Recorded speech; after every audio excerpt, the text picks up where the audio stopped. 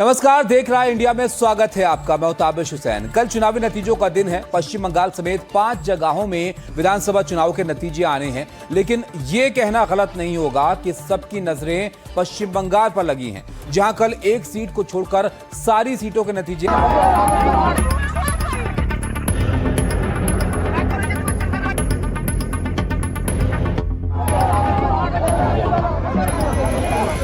सोमवार को पश्चिम बंगाल में वोटों की गिनती होनी है, लेकिन उससे पहले ही यहाँ का माहौल बेहद गर्म है। ये दक्षिण 24 परगना जिले का फाल्ता है, जो इस समय चर्चा में है। अपनी सुरक्षा को लेकर स्थानीय लोग सड़कों पर उतर आए। राज्य में 294 विधानसभा सीटें हैं, लेकिन गिनती सिर्फ 293 की होगी, क्योंकि फाल्ता में दोबारा मतदान कराया जाएगा।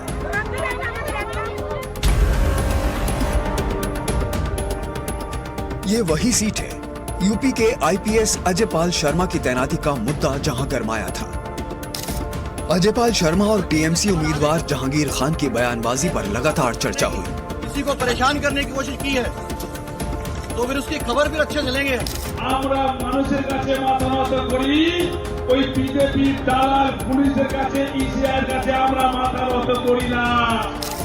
अब फाल्ता में दोबारा मतदान कराया जाएगा। 21 मई को फाल्ता में पुनर्मतदान होगा। सभी 285 बूथों पर फिर से होगी वोटिंग। 24 मई को वोटों की गिनती। मतदान के दिन भी यहां से हिंसा और गड़बड़ियों की शिकायतें आई, जिसके बाद चुनाव आयोग ने यहां पुनर्मतदान के आदेश दिए हैं। फाल्ता में मतदान को लेकर जो गड़बड़ियां हुई, उसकी रिपोर्ट ईसी को सौंपी है। जानकारी के मुताबिक इस रिपोर्ट में ईवीएम से छेड़छाड़, बूथ कैप्चरिंग के आरोप, वोटिंग के दौरान नियमों का उल्लंघन, वीडियो फीड में गड़बड़ी, गोपनीयता के नियमों का उल्लंघन, फर्जी वोटिंग की शिकायत जैसी बातें थीं। फाल्ता और उससे सटे हाशिम नगर क्षेत्र में स्थानीय लोगों ने प्रदर्शन करते हुए आरोप लगाया कि तृणमूल कांग्रेस से जुड़े लोग उन्हें धमका रहे हैं। डर का माहौल बनाया जा रहा है। प्रदर्शनकारियों का आरोप है कि टीएमसी से जुड़े स्थानीय नेताओं और उनके समर्थक उन्हें धमका रहे हैं, मारपीट कर रहे हैं, दबाव बना रहे हैं। रिपोर्ट में चुनाव रद्द करने की सिफारिश थी, जिसके बाद चुनाव आयोग ने ये फैसला लिया।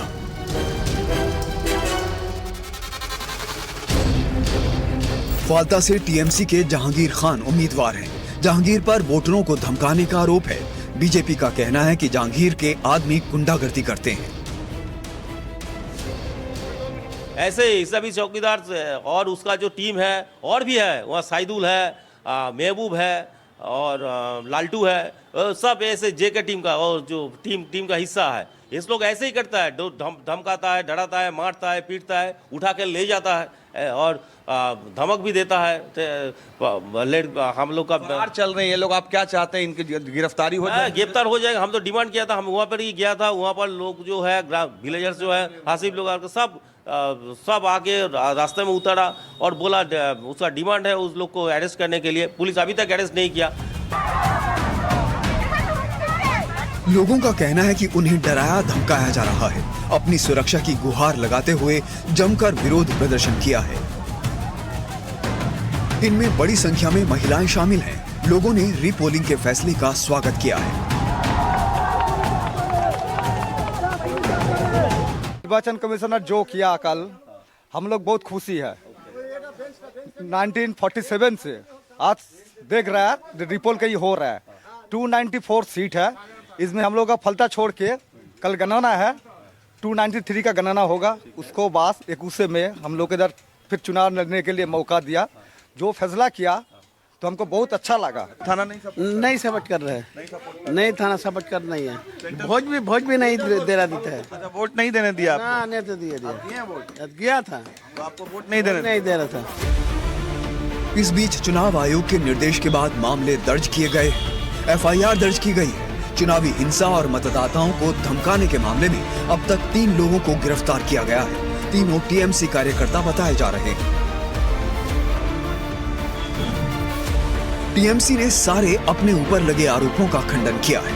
फाल्ता में हालात अभी भी संवेदनशील हैं। यहाँ सुरक्षा बलों की तैनाती है। सोमवार 4 मई को पूरे बंगाल के नतीजे आएंगे, लेकिन फाल्ता में 17 दिनों के बाद फिर से मतदान होगा। फाल्ता पश्चिम बंगाल में रमन राय के साथ bureau report, NDTV India.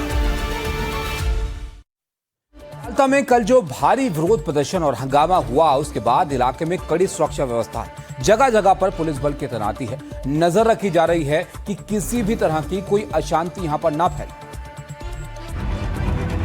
Jahangir Khan का आदमी जो बोल रहा है कि यहाँ के लड़कियों को करेंगे। दक्षिण 24 परगना जिले का फालता विधानसभा क्षेत्र, जहां 21 मई को दोबारा मतदान कराया जाएगा। 29 अप्रैल को हुए मतदान के दौरान यहां गंभीर चुनावी गड़बड़ियों और लोकतांत्रिक प्रक्रिया को बाधित करने के आरोप लगे थे। अब कड़ी सुरक्षा व्यवस्था के बीच यहां मतदान होगा और इस विधानसभा क्षेत्र के वोटों की गिनती 24 मई को होगी।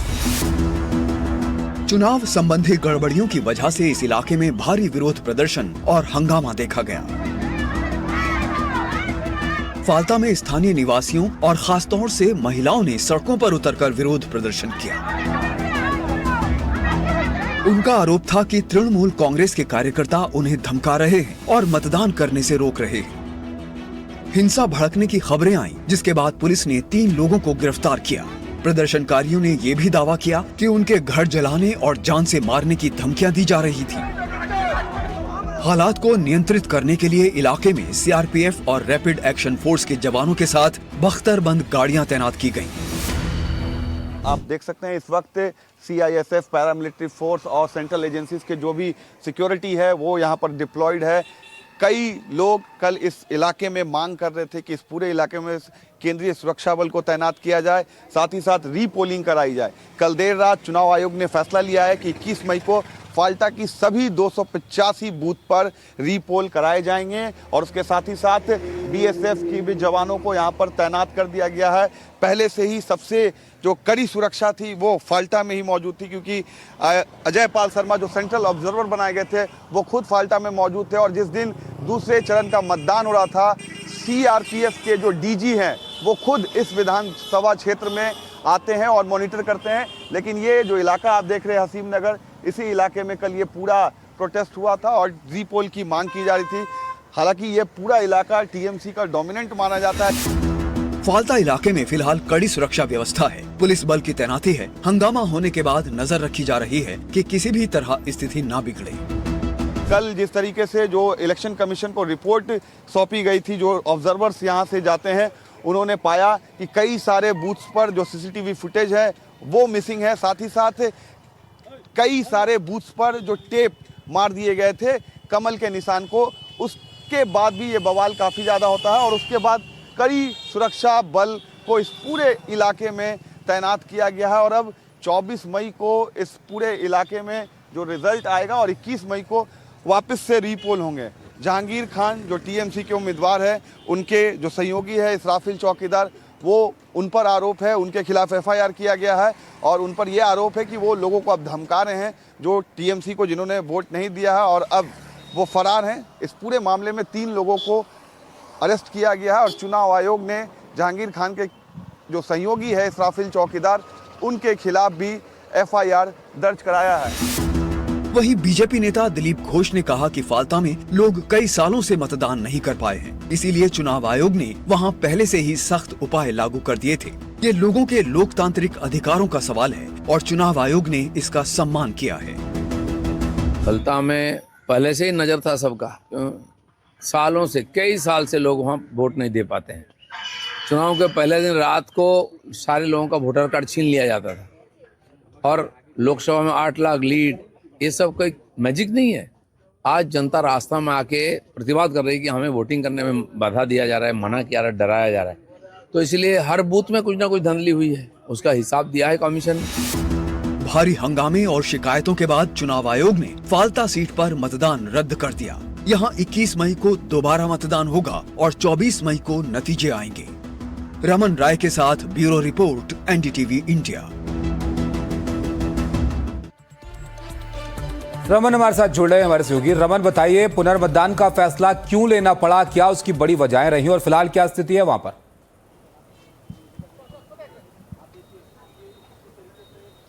जी बिल्कुल, जिस तरीके से फाल्टा को लेकर जो विवाद सामने आया, यहाँ कर कई सारे बूथ्स पर उस दिन गड़बड़ी हुई थी जिस दिन दूसरे चरण का मतदान हो रहा था, और यही वजह है कि चुनाव आयोग ने फाल्टा के सभी बूथों पर फिर से रीपोल कराने का फैसला लिया है। और इस वक्त हम हसीम नगर जो इलाका है, जहाँ पर कल जो प्रोटेस्ट हुआ था, जो टीएमसी के खिलाफ जो प्रोटेस्ट लोगों ने किया था, उसी इलाके में मौजूद है। और इस इलाके में आपको दिखाना चाहूँगा कि सीएपीएफ और बीएसएफ के सेंट्रल जो जवान हैं उनको यहाँ पर तैनात किया गया है। इस पूरे इलाके में बेहद ही संवेदनशील इलाका है। हालांकि यहाँ के लोगों का मानना है कि टीएमसी के जो लोग हैं, टीएमसी के जो कैंडिडेट है जहांगीर खान, उनके जो करीबी है इसराफिल चौकीदार, वो सीधे सीधे आकर धमकी दे रहे हैं लोगों को। और जब चुनाव आयोग ने यहाँ का जब डेटा देखा तो कई सारे सेंटर्स के सीसीटीवी फुटेज गायब थे, कई सारे सेंटर्स पे गलत तरीके से वोटिंग की गई है।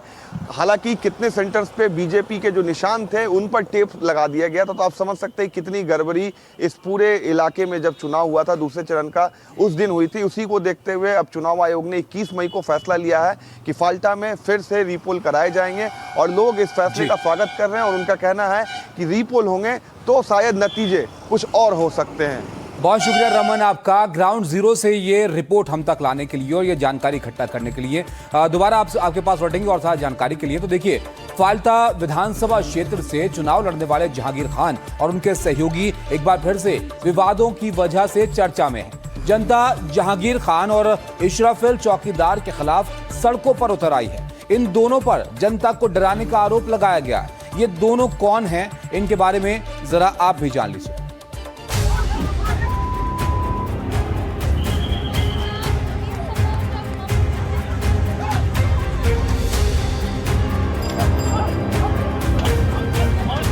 जहांगीर खान और इशराफिल चौकीदार, आरोप है कि इन दोनों ने स्थानीय लोगों को डराया धमकाया। इन दोनों के खिलाफ सड़कों पर उतरकर विरोध प्रदर्शन भी किया गया। इशराफिल चौकीदार के खिलाफ लोगों में काफी आक्रोश देखा जा रहा है। हम लोग टीएमसी को वोट दिया था, हम लोग फिर भी हम पर हमला किया है। हमको काट डालेगा, मार डालेगा, हमको घर से निकाल दिया गया था। इस्राफिल चौकीदार है, इस्राफिल चौकीदार हमका प्रधान है। आप धमकी किसने दिया? इस्राफिल चौकीदार वो कौन है? यहाँ पे जीपी के प्रधान है, टीएमसी के नेता है। टीएमसी के नेता है। हमको इस्राफिल को गिरफ्तार चाहिए, हमको सुरक्षा चाहिए, महिला को सुरक्षा चाहिए। महिला को कोई हमको घर से बुलाए कि मीटिंग के लिए जाना नहीं चाहिए। पहले जहांगीर खान के बारे में आपको बताते हैं। दक्षिण 24 परगना में टीएमसी के बड़े नेताओं में शामिल अभिषेक बनर्जी के करीबियों में शामिल हैं जहांगीर। दक्षिण 24 परगना में चलता है जहांगीर का सिक्का। फाल्टा विधानसभा सीट से टीएमसी के उम्मीदवार जहांगीर पर चुनाव में बाहुबल इस्तेमाल का आरोप, सियासी विरोधियों को धमकी देने का आरोप, फाल्टा इलाके में प्रचार करना मुश्किल।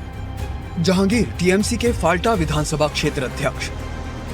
दक्षिण 24 परगना जिला परिषद में 2 विभाग का जिम्मा, लोक निर्माण परिवहन विभाग जहांगीर के पास। बाजबाज विधानसभा क्षेत्र में टीएमसी के पर्यवेक्षक। मेतिया बरूज सीट पर भी पार्टी ने पर्यवेक्षक बनाया। पंचायत चुनाव से शुरू हुआ जहांगीर का सियासी सफर। 2014 चुनाव के बाद टीएमसी में बढ़ा जहांगीर का कद। टीएमसी ने जहांगीर को फाल्टा यूथ यूनिट अध्यक्ष बनाया। बाजबाज विधानसभा क्षेत्र में पार्टी पर्यवेक्षक बनाया। अभिषेक से करीबी के चलते पार्टी में ताकत बढ़ती गई। ममता बनर्जी ने जहांगीर को वाई कैटेगरी की सुरक्षा दी। वाई कैटेगरी की सुरक्षा बड़ी हस्तियों को दी जाती है। विरोध होने पर जहांगीर खान की सुरक्षा हटा ली गई। अब बात करते हैं इशराफिल चौकीदार की। इशराफिल चौकीदार टीएमसी के एक सक्रिय जमीनी नेता हैं, जो टीएमसी उम्मीदवार जहांगीर खान के सहयोगी हैं। इशराफिल पर लोगों को धमकाने का आरोप लगा है। आरोप है कि इशराफिल ने लोगों को वोटिंग के लिए डराया धमकाया। और सबसे खास बात, अभिषेक बनर्जी ने इशराफिल चौकीदार का समर्थन किया है। फिलहाल इशराफिल पर कई पुलिस केस दर्ज किए गए हैं। हमारे यहाँ पे जो निर्वाचन हो रहा है वो होने से ही पहले हम किसी ने वोट, वहाँ पे अनेक मैक्सिमम लोग हैं जो वोट नहीं दिया, ठीक है। तो उसके बाद भी हमारा घर में घुस के लोगों को धमकियां दे रहा है, मार रहा है, काटने को, कुचाने को, लड़कियों को रेप करने को। यहाँ पे पार्टी जो है, यहाँ पे प्रधान है वो बोल रहा है कि जहांगीर खान का आदमी जो बोल रहा है कि यहाँ के लड़कियों को रेप करेंगे, मारेंगे, काटेंगे अगर तृणमूल को वोट नहीं दिया तो। जहांगीर खान और इशराफिल चौकीदार की जोड़ी सीधे तौर पर टीएमसी के राष्ट्रीय महासचिव अभिषेक बनर्जी से जुड़ी है। जहांगीर खान को अभिषेक बनर्जी का बेहद करीबी राइट हैंड माना जाता है और इशराफिल चौकीदार जमीनी स्तर पर जहांगीर के सबसे मजबूत सिपाही और रणनीतिकार हैं। फाल्ता क्षेत्र में इस जोड़ी की पहचान एक दबंग नेतृत्व के रूप में है। Bureau report, NDTV India. Falta की कहानी आपने जानी। फाल्ता के साथ साथ एक और शब्द है जो यहाँ पर काफी चर्चा में, वो है डायमंड हार्बर मॉडल। फाल्ता में दोबारा चुनाव को लेकर बयानबाजी गरमा गई है। टीएमसी नेता अभिषेक बनर्जी ने बीजेपी को चैलेंज तक दे दिया कि 10 जन्म ले लो तब भी यहां से आप नहीं जीत पाओगे।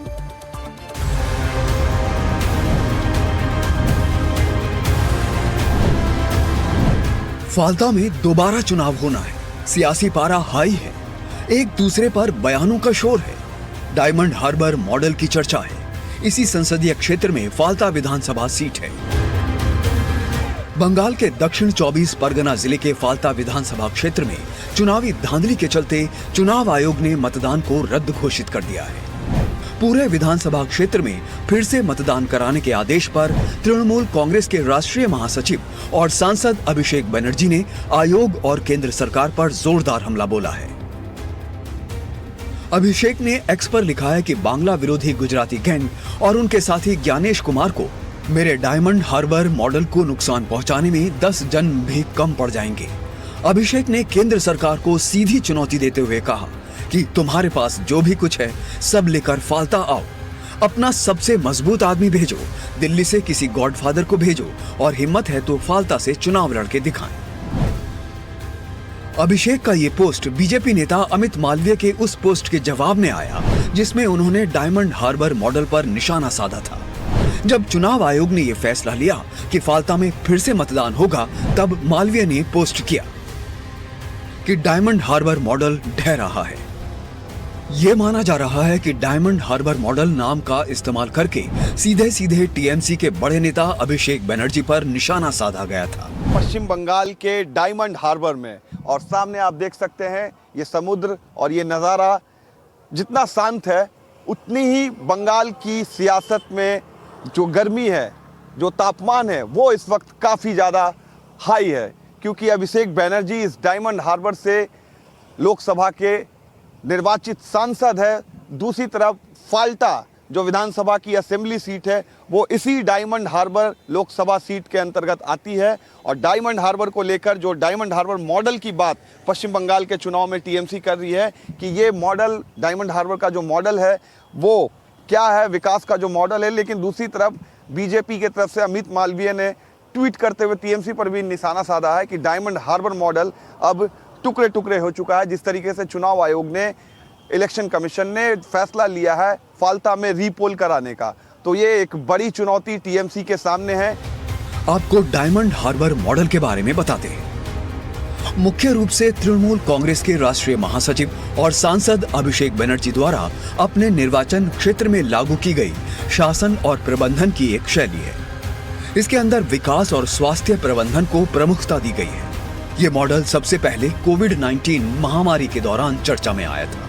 यहाँ अभिषेक बनर्जी ने कुछ विशेष पहल की थी। Doctors on wheels mobile van चलाई गई। हाल ही में बुजुर्गों के लिए पेंशन और घर घर मुफ्त चिकित्सा शिविर जैसी योजनाएं इस मॉडल के तहत चलाई जा रही है। लेकिन इस बार विधानसभा चुनाव के दौरान इसका बीजेपी और दूसरे विपक्षी दलों ने एक दूसरा अर्थ निकाला है। विपक्ष का आरोप है कि इस मॉडल का मतलब है विपक्षी वोटों को रोकना, बूथ कैप्चरिंग और मतदाताओं को डराना।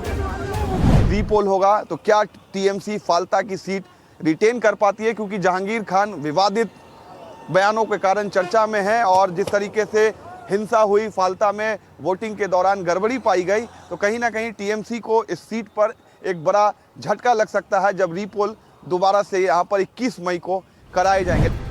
पश्चिम बंगाल के चुनाव में इस बार भी जमकर बयानबाजी हुई, हिंसा की घटनाएं हुई, बम मिले, प्रदर्शन हुए।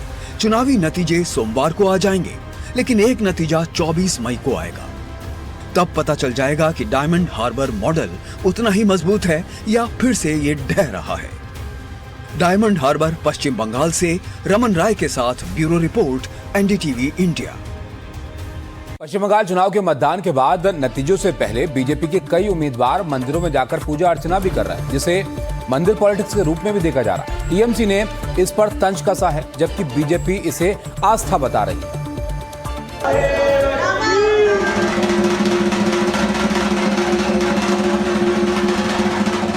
पश्चिम बंगाल में कड़े मुकाबले और राजनीतिक हिंसा की खबरों के बीच बीजेपी के प्रत्याशी मंदिर जा रहे हैं। बीजेपी के कई कद्दावर नेता और प्रत्याशी मंदिरों में कतारों में खड़े नजर आएंगे। कोई कालीघाट में मां काली के दर्शन करेगा, तो कोई दक्षिणेश्वर मंदिर में जीत की मन्नत मांगेगा। सिलसिला शुरू हो चुका है। बीजेपी की पूर्णिमा चक्रवर्ती श्री दुर्गेश्वर महादेव मंदिर पहुंची। जनता ने आशीर्वाद कर दिया है, बस बाबा का आशीर्वाद मिल जाएगा। धर्म की जीत होगी कल, और बंगाल की जनता की जीत होगी, बंगाल की मिट्टी की जीत होगी, बंगाल की संस्कृति की जीत होगी, बंगाल के युवाओं की जीत होगी, बंगाल की माताओं की जीत होगी। इसलिए बाबा के दरबार में आशीर्वाद लेने आए थे। यही नहीं, बीजेपी के कई उम्मीदवार मंदिरों में दर्शन करते नजर आए। लेकिन सिर्फ बीजेपी ही नहीं, टीएमसी के नेता भी मंदिरों में दर्शन करते दिखे। देवाशीष सरकार ममता बनर्जी की फोटो लेकर मंदिर पहुंचे और पूजा अर्चना की। कल चुनाव का परिणाम आने वाला है, तो हमारी दल का नेत्री माननीय ममता बंदोपाध्याय का, दीर्घायु अभिषेक बंदोपाध्याय का लंबी जीवन के लिए दुआ मांगने आए थे। और ऐसा है कि कल की चुनाव में हम लोगों को दल की प्रचंड बहुमत के लिए हम लोगों ने पूजा किया। घाघरबुड़ी मंदिर है, ये मंदिर बहुत प्राचीन मंदिर है, बहुत पुराना मंदिर है। सुनाया जाता है जो भी मनोकामना लेके यहाँ पर आते हैं उसका सब कुछ फुलफिल होता है। इसीलिए आज आई हूँ। हम लोग का नेत्री ममता बनर्जी और नेता अभिषेक बनर्जी, उन लोग का नाम से आज को पूजा दिए हूँ। कल हम लोग का चुनाव का गणना है, तो चौथी बार हम लोग का नेत्री ममता बनर्जी फिर से सरकार बनाए, इसी मनोकामना लेके आज पूजा दिए। वहीं बीजेपी टीएमसी के मंदिर जाने पर निशाना साधती नजर आई। आसनसोल साउथ से बीजेपी उम्मीदवार अग्निमित्रा पॉल ने कहा कि मंदिर नहीं, उन्हें मस्जिद जाना चाहिए था। क्यों डॉक्टर देवाशीष शंकर मंदिर में क्यों गए? उनको तो मस्जिद में जाना चाहिए था। उनका पार्टी में तो सब कुछ धर्म का उपासनालय और मुसलमान को लेकर उन लोग का राजनीति है। उनका नेत्री हमारे मुख्यमंत्री जब ईद का मंच से हिंदू धर्म को अपमान करते हैं, बोलते हिंदू धर्म गंदा धर्म, तो आज डॉक्टर देवाशीष शंकर को मंदिर नहीं जाना चाहिए था। डॉक्टर देवाशीष शंकर, डॉक्टर बाबू आपको मस्जिद जाना चाहिए था, वो भूल करके मंदिर चला गया था। तो इस तरह से बंगाल में अब मंदिर पॉलिटिक्स हो रही है। मंदिरों में पार्टियों के नेताओं की कतारें हैं और दुआएं मांगी जा रही है कि जीत उन्हीं की हो। बस कुछ ही घंटों बाद अब ये साफ हो जाएगा कि बंगाल किसका है। Bureau report, NDTV India.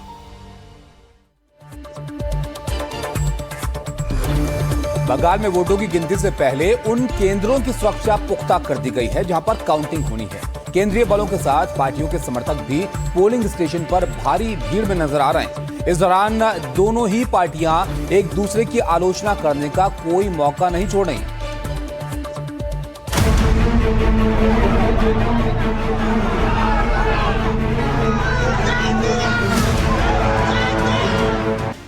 Bengal में मतगणना की शुरुआत भले ही सोमवार सुबह 8 बजे होनी, लेकिन मतगणना से पहले ही सियासी विवाद का रेड कारपेट बिछ चुका है। पोलिंग स्टेशनों पर एक दो नहीं बल्कि सैकड़ों समर्थक और कार्यकर्ता दिन रात पहरा दे रहे हैं। केंद्रीय बलों की तैनाती कम से कम इस बात की गारंटी है कि मौके पर कोई विवाद न हो जाए, लेकिन फिलहाल सियासी पारा दोनों ओर से काफी हाई। खासकर कोलकाता में 2 दिन पहले हुए विवाद के बाद तो केंद्रीय बलों की सतर्कता काफी बढ़ गई। उधर टीएमसी बार बार उस मतदान केंद्र की सीसीटीवी को लेकर सवाल उठा रही है, जिसे लेकर ये पूरा विवाद शुरू हुआ था। আবার এখানকার ইলেকশন কমিশনের সিসিটিভি আমরা যেখানটায় এই যে স্ক্রিনগুলি ছিল, এই স্ক্রিনটায় মুভমেন্ট হচ্ছিল, এইখানে সব স্ট্রং রুম, এইখানটায় সমস্ত মানুষ কর্মীরা ব্যালট নিয়ে কাজ করছিলেন, মুভমেন্ট ছিল।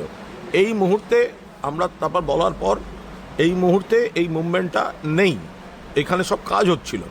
আমাদের অনুপস্থিতিতে প্রার্থী এবং এজেন্ট তার অনুপস্থিতিতে এটা খোলা হয়েছিল এই ঘরটাকে, এবং এই ঘরেই রয়েছে কিন্তু সব স্ট্রং রুমগুলো।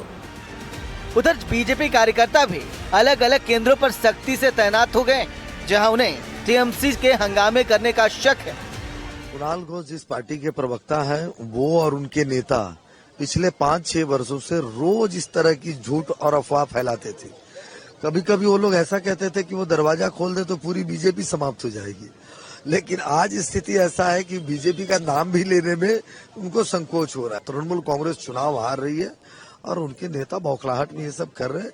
उनको समझ में आ गया कि इस 26 का चुनाव तृणमूल कांग्रेस का पराजय निश्चित है। बंगाल के पुरुलिया में प्रत्याशियों और चुनावी प्रतिनिधियों के लिए बीजेपी ने आसनसोल में एक विशेष कार्यशाला आयोजित की। यह कार्यशाला शहर के एक गैर सरकारी होटल में आयोजित हुई। कार्यक्रम में बांकुड़ा, पुरुलिया और आसनसोल संगठनात्मक जिले के भाजपा प्रत्याशी, इलेक्शन एजेंट और कन्वीनर शामिल। बताया जा रहा है कि इसका मुख्य उद्देश्य मतगणना प्रक्रिया, एजेंटों की जिम्मेदारियों और चुनाव आयोग के दिशा निर्देशों से जुड़ी आवश्यक जानकारी साझा करना था। इस दौरान भाजपा के केंद्रीय नेता भूपेंद्र यादव और सुनील बंसल भी मौजूद रहे। ভারতবর্ষ কোনোদিন দেখেনি, পশ্চিমবঙ্গ তো দূরের কথা। বাংলা এবং বাঙালি দেখিয়ে দিয়েছে ভোট কিভাবে করতে হয়। এত দূরে এসে অন্তত কাউন্টিং এ কোনো রকম ভুল ত্রুটি হোক সেটা আমরা চাই না। সম্পূর্ণভাবে ফুল প্রুফ একটা মেকানিজম আমরা তৈরি করতে। सोमवार सुबह से ही, बल्कि यूं कहें कि रविवार रात से ही इन केंद्रों पर हालात गंभीर होने लगेंगे और कहीं न कहीं केंद्रीय बलों की जिम्मेदारी कुछ ज्यादा ही बढ़ जाएगी। जनता अपने फैसले तो 23 और 29 तारीख को ही तय कर दिया था, लेकिन फैसले के सामने आने के बाद इसे राजनीतिक दल कितना हजम कर पाएंगे कहना मुश्किल है। Bureau report, NDTV India. तो देखा आपने, नतीजों से पहले जमकर बयानबाजी हो रही है, सियासत खूब गर्मा रही है। एक ब्रेक के लिए यहाँ पर रुकेंगे। ब्रेक पर जाने से पहले आपको दिखाते हैं इस वक्त की हेडलाइंस।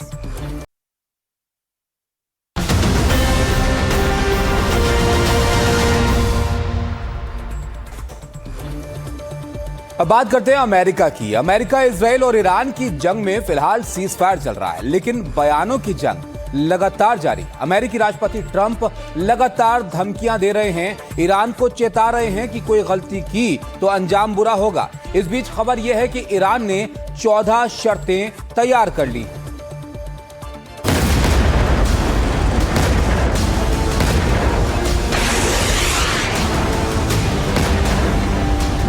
40 दिन तक युद्ध चला, खूब तबाही मची। इसके बाद 8 अप्रैल को सीज फायर का ऐलान हो गया। फिर कुछ दिनों बाद ट्रंप ने दोबारा सीज फायर बढ़ा दिया, लेकिन दोनों ओर से बयानों के फायर जारी हैं। शांति वार्ता का एक राउंड हो चुका है, दूसरे राउंड की हलचल तो बहुत है, लेकिन ये होगा कब किसी को नहीं पता। इस बीच शांति और जंग खत्म करने को लेकर प्रस्ताव बन रहे हैं। इस बीच लगातार ये कहते रहे हैं कि दोबारा हमले कर सकते हैं। दक्षिण फ्लोरिडा में एयरफोर्स 1 में चढ़ते समय पत्रकारों से बात करते हुए ट्रंप ने कहा कि नए सिरे से सैन्य कार्रवाई का विकल्प अभी भी खुला है। ईरान पर हमले फिर से शुरू करने के बारे में पूछे जाने पर ट्रंप ने कहा कि अगर वो सही रवैया नहीं दिखाते हैं, अगर वो कुछ बुरा करते हैं, तो अभी हम देखेंगे। ये एक संभावना है कि ऐसा हो सकता है। ट्रंप एक तरफ कहते हैं कि वो समझौते की बात कर रहे हैं, तो दूसरी तरफ हॉर्मुज में नाकाबंदी लगा रखी है। वो ईरान पर नए हमले की बात भी करते दिखते हैं। इस बीच ट्रंप ने ये भी कहा कि ईरान की ओर से नया शांति प्रस्ताव मिला है, जिसमें 14 पॉइंट्स हैं। ट्रंप ने अपने सोशल मीडिया ट्रुथ सोशल पर लिखा है, पाकिस्तान की मध्यस्थता में ईरान की ओर से 14 पॉइंट्स का प्रस्ताव मिला है, जिसके विस्तृत ड्राफ्ट का इंतजार है। इस नए प्रस्ताव का हम रिव्यू भी कर रहे हैं, लेकिन वो आगे लिखते हैं कि हालांकि मुझे नहीं लगता कि ये स्वीकार्य होगा, क्योंकि ईरान ने पिछले 47 वर्षों में मानवता और दुनिया के साथ जो किया है, उसकी अभी तक बड़ी कीमत नहीं चुकाई है। कुछ दिन पहले ईरान के विदेश मंत्री अब्बास अरागची ने पाकिस्तान, ओमान और रूस का दौरा किया था। माना जा रहा है कि ईरान अपनी रणनीतिक जमीन मजबूत कर रहा है, खाड़ी समेत दूसरे देशों का समर्थन जुटा रहा है। बात 14 पॉइंट्स के प्रस्ताव की करें तो ईरानी मीडिया रिपोर्ट्स के मुताबिक ये 14 पॉइंट्स का प्रस्ताव अमेरिका के 9 पॉइंट प्लान के जवाब में भेजा गया है। इसमें 30 दिनों के भीतर सभी मुद्दों के समाधान करने की बात है। भविष्य में हमलों के खिलाफ गारंटी, क्षेत्र से अमेरिकी सैनिकों की वापसी, फ्रीज किए गए ईरानी एसेट्स को रिलीज करने, प्रतिबंध हटाने और युद्ध के मुआवजे की मांग शामिल है। इसके अलावा हॉर्मुज पर अमेरिकी नाकाबंदी खत्म करने की बात है। बताया जा रहा है कि समझौते के बाद परमाणु कार्यक्रम पर अलग से बातचीत का प्रस्ताव भी रखा गया है। 40 दिन चली जंग ने दुनिया को हिला दिया था। ईरान पर अमेरिका और इजराइल ने बमों की वर्षा कर दी। वहीं ईरान के ड्रोन और मिसाइल तेल अवीव तक पहुंचे। यूएई, सऊदी अरब जैसे देश ईरान के पलटवार का शिकार हुए। हॉर्मुज का जो रास्ता बंद हुआ है, उससे दुनिया के व्यापार पर असर पड़ रहा है। कच्चे तेल और गैस की किल्लत होने लगी है। डर ये है कि ये जंग फिर से चालू ना हो जाए। Bureau report, NDTV India.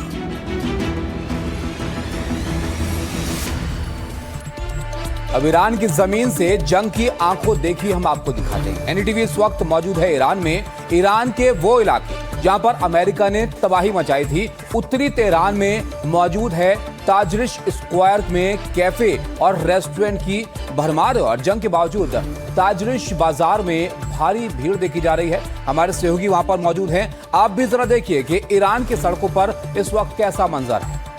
मौजूद हैं नदर्न तेहरान के अंदर। नॉर्दर्न तेहरान जो है वो काफ़ी खूबसूरत है। अगर आप मेरे ठीक पीछे देखें अगर आप, तो यहाँ पर जो है पहाड़ आपको दिखेंगे। पहाड़ों के अलावा अगर आप देखें तो जो नदर्न तेहरान है वो सदर्न तेहरान से काफ़ी ज़्यादा खूबसूरत है। उसकी बड़ी वजह यह है कि जो सदर्न तेहरान है और सेंट्रल तेहरान का एरिया है वो ज़रा सपाट है और मैदान है, लेकिन जो नदर्न तेहरान का इलाका है पहाड़ी भरा इलाका है। लेकिन सबसे बड़ी बात यह है इस वक्त जो हम मौजूद हैं नॉर्दर्न तेहरान के अंदर और हम तजरीश स्क्वायर पे मौजूद हैं। ये जो तजरीश स्क्वायर है ये एक मार्केट है, बाजार है और ये बहुत ही फेमस बाजार है। लेकिन अगर आप देखिए इस दौरान जो है अभी चल रहा है युद्ध के दौरान भी मार्केट जो है वो पूरी तरीके से बजिंग है। बिल्कुल चहल पहल जो है वो मार्केट के अंदर बहुत ज़्यादा दिख रही है। लोग जो है वो बड़ी संख्या में आप यहाँ पे जो है वो देख सकते हैं कि वो मार्केट में आए हुए हैं। और ये एक दिन की बात नहीं है। हम जब भी यहाँ पर आते हैं तो देखते हैं कि लोगों की ज़िंदगी जो है वो जैसे आमतौर पर रोज़मर्रा की ज़िंदगी होती है, ठीक उसी तरीके से उनकी ज़िंदगी जो है वो यहाँ पर आमतौर पर जैसे नॉर्मल दिनों में होती है वैसी ही जो है वो यहाँ पर दिख रही है। अगर आप देखें तो ये मसालों की जो मार्केट है वो दिख रही है। मसालों की दुकानें हैं यहाँ पर और आप देखें कितने सारे लोग हैं यहाँ पर और किसी को ऐसा लगता है कि फ़र्क ही नहीं पड़ता। अगर आप न्यूज़ देखने वाले हैं, अगर आप ज़्यादा न्यूज़ देखते हैं तो हेडलाइन अगर आप सिर्फ देखेंगे तो आपको लगेगा कि ईरान के अंदर सिर्फ जो है वो बॉम्ब गिर रहे हैं और मिसाइल्स गिर रही हैं और ड्रोन्स गिर रहे हैं और जो आम जिंदगी है वो बिल्कुल नस्त नाबूद हो चुकी है, तबाह हो चुकी है। लेकिन आप अगर हेडलाइन से बाहर निकल कर के ज़मीनी सच्चाई को देखने की कोशिश करेंगे, जैसे एनडीटीवी की टीम जो है वो पहली इंडियन मीडिया नेटवर्क है जो कि यहाँ पर पहुँची है। अगर आप देखें तो मैं ज़रा पूरे मार्केट को खंगालने की कोशिश कर रहा हूँ, समझने की कोशिश कर रहा हूँ, तो मुझे दिख रहा है कि इस वार के दौर में भी जब यूएस ईरान का जो कॉन्फ्लिक्ट है वो चल रहा है, उस दौरान भी अगर आप देखें तो बाज़ार के अंदर जो हलचल है, बाज़ार के अंदर जो रौनक है वो अपने आप में बयान कर रहा है कि यहाँ पर लोगों के अंदर कोई ऐसा शक, शुबा, डर और घबराहट जो है वो नहीं दिख रहा है। और ये ऐसा हाल जो है वो सिर्फ इस वक्त नहीं है, हमेशा लगातार जो है लोगों के अंदर सिस्टम को लेकर के, अपने लीडर्स को लेकर के, लीडरशिप को लेकर के और एज अ सोसाइटी जो ईरानियन नेशनलिज्म है उसको लेकर के लोग इतने स्ट्रांग हैं, लोग जो है ज़्यादा से ज़्यादा बाहर निकलते हैं। अगर आप देखें तो ये सब्जी की मंडी है यहाँ पर और आप देखें कितनी चहल पहल है। सब्जी की मंडी के अलावा अगर देखें तो यहाँ पर जो है वो अलग अलग तरह के जो है वेंडर्स हैं यहाँ पर, हर तरह के शॉप्स, चॉकलेट से लेकर के, फ्रूट से लेकर के, तो इलेक्ट्रॉनिक गैजेट से लेकर डेली यूज़ की वो देखें आप, ड्राई फ्रूट्स है। और यहाँ पर एक जैसी एक शॉप नहीं, कई सारी शॉप्स जो है वो आपको यहाँ पर देखने को मिलेंगी। तो आप देखें ईरानियंस जो हैं उनका हौसला जो है वो काफ़ी बुलंद है वॉर के दौरान भी। दिल्ली से यहाँ पर ईरान से आपने रिपोर्ट देखी। आगे बढ़ते हैं और दिल्ली से खबर हमको दिखाते हैं आपको। दिल्ली के विवेक विहार में एक दर्दनाक हादसा हुआ।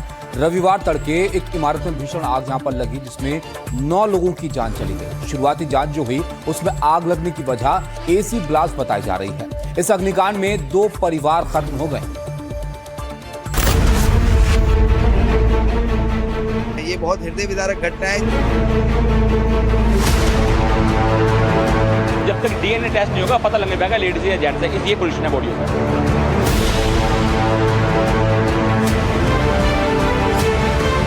9 कैजुअल्टी यहाँ हुई और लगभग 15 से लेकर 20 लोगों को फायर ब्रिगेड ने बचाया।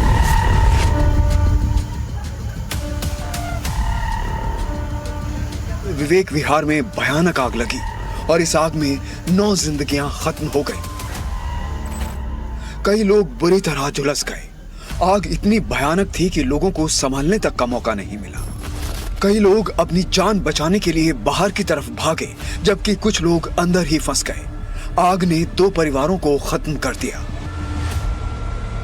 तस्वीर अगर मैं आपको घर के दिखाऊं तो देखिए, यहाँ से आपको मैं अगर समझाऊं तो ये देखिए 4 जो घर है, ये टोटल 700 गज का पूरा एरिया है और इसमें 4 घर आगे की तरफ है, 4 घर पीछे की तरफ है। तो जो बताया जा रहा है, जो जानकारी मिल रही है वो कि पहले और दूसरे मंजिल में से किसी एक घर पे पहले आग लगी थी। जो पहली मंजिल का घर है वो पूरी तरीके से सुरक्षित है, वहाँ पर कोई ज़्यादा नुकसान नहीं हुआ है। जो दूसरी मंजिल का घर है उसमें तकरीबन 60% जो है घर जल गया है।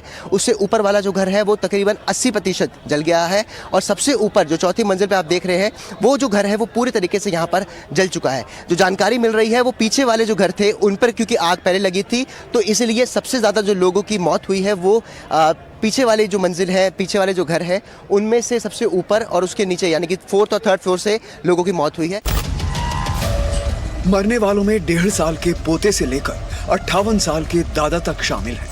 इस भीषण आग में ये सभी लोग इस कदर जले कि ये पहचानना तक संभव नहीं हो पाया कि किसका शव कौन सा है।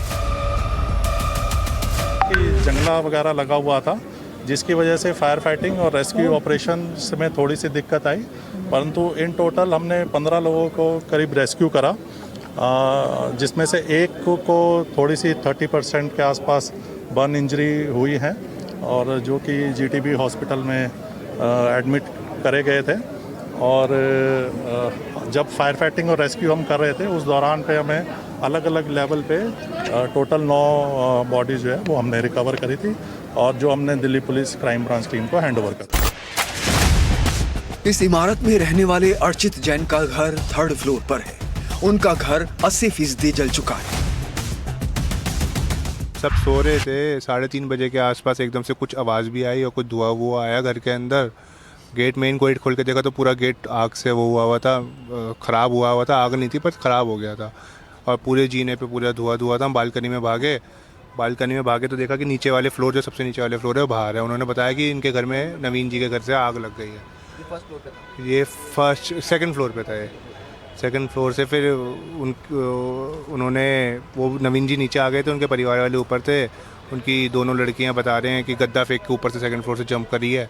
वहाँ से आग 2nd से 3rd से 4th से होते हुए फिर वो बैक साइड थी। फिर हमारा घर फ्रंट साइड है, हमारे घर पे आ गई थोड़ी सी। हमारा घर थोड़ा सा शुरुआत में डैमेज हो गया।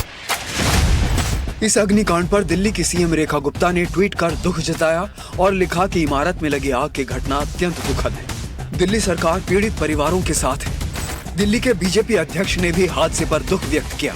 एनडीटीवी से बात करते हुए उन्होंने कहा कि जांच की जाएगी और पता लगाया जाएगा कि हादसा कैसे हुआ।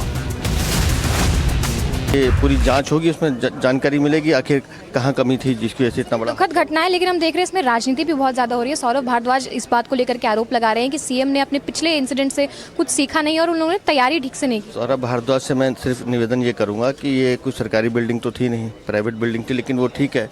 अब मैंने कहा कि AC में अगर स्पार्किंग हुई है, अब क्या कारण है उसका तो जांच के बाद होगा, लेकिन अगर जिनको घर बैठ के राजनीति करनी है वो करते रहें। इसी के साथ यहाँ पर एक छोटे से ब्रेक के लिए हम रुकेंगे। ब्रेक के बाद जल्द लौटते हैं।